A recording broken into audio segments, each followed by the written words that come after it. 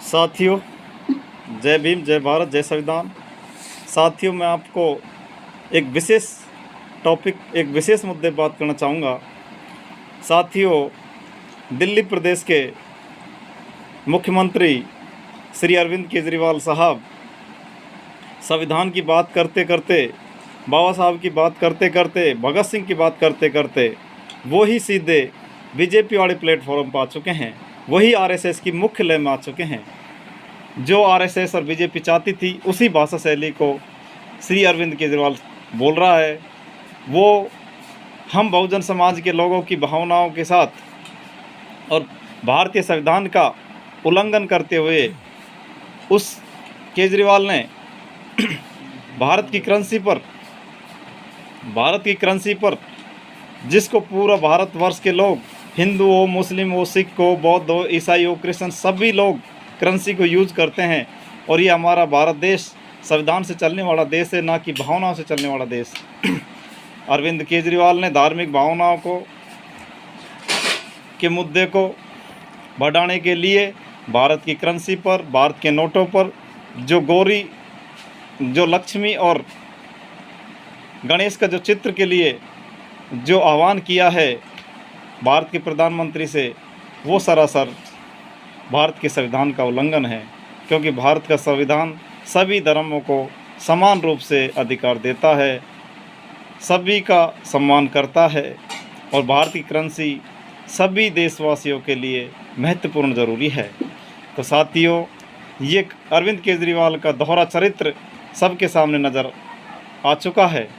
अरविंद केजरीवाल पहले दिल्ली के अंदर कहते थे कि आरएसएस वाले स्कूलों में सावरकर को पढ़ाएंगे तो हम दिल्ली के विद्यालयों में अंबेडकर साहब को पढ़ाएंगे।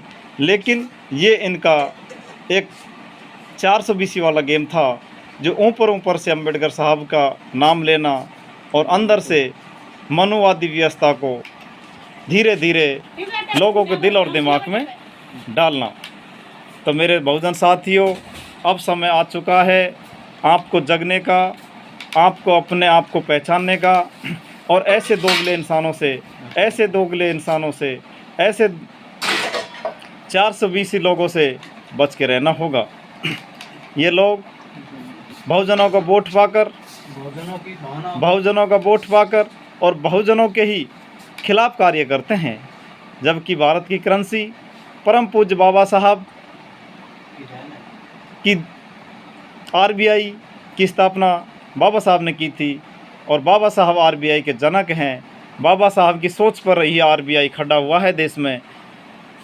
तो केजरीवाल साहब ने बहुत बड़ा बाबा साहब का और भारतीय संविधान का अपमान किया है।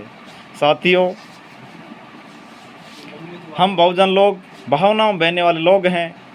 हम लोगों से केजरीवाल ने झूठी बातें, बुरी बातें बाबा साहब के नाम पे की और हम दिल्ली के लोगों ने बाबा साहब के नाम पर केजरीवाल को एक तरफा वोट दे दिया और वो आदमी हमारा वोट लेकर दिल्ली की सरकार 3 बार बना चुका है और 3 बार सरकार बना के आज हमारे ही समाज के लोगों के साथ आघात कर रहा है, हमारे ही संवैधानिक अधिकारों के साथ कुठाराघात कर रहा है।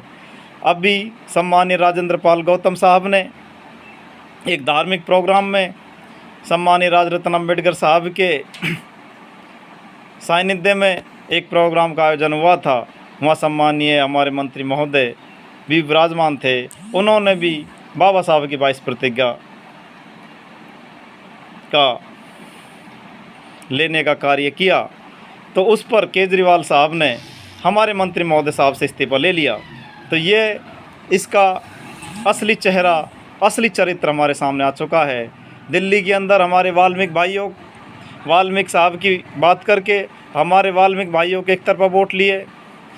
आज भी हमारे वाल्मीकि भाई ठेका प्रथा पर दिल्ली के अंदर कार्य कर रहे हैं और दिल्ली के अंदर जो कार्य कर रहे हैं वो नित्य दिल्ली की शिविरों में अपनी जान गंवा रहे हैं। आज भी इस आदमी ने हमारे समाज के साथ कोई भला नहीं किया। हमारे समाज के वोट लेकर बहुजनों के वोट लेकर, दलितों के वोट लेकर, मुस्लिमों के वोट लेकर सबसे ज़्यादा जो कुठाराघात किया है हमारे समाज के लोगों के अधिकारों पे किया है। तो ऐसे इंसान से मैं समस्त देशवासी, देश के बहुजनों से ये निवेदन करना चाहूँगा, ये विनती करना चाहूँगा कि ऐसे बनावटी, ऐसे 420 ऐसे दोगले इंसान से बच के रहें और आने वाले गुजरात और हिमाचल प्रदेश में वोट की चोट दें इस इंसान को, क्योंकि ये आज हमारे वोट से ही राजा बना है और राजा बनकर आज हमारे ही भाइयों के अधिकारों को ख़त्म कर रहा है और हमारी ही वैल्यू को ख़त्म करता हुआ जा रहा है और आरएसएस की पिच पर ये आदमी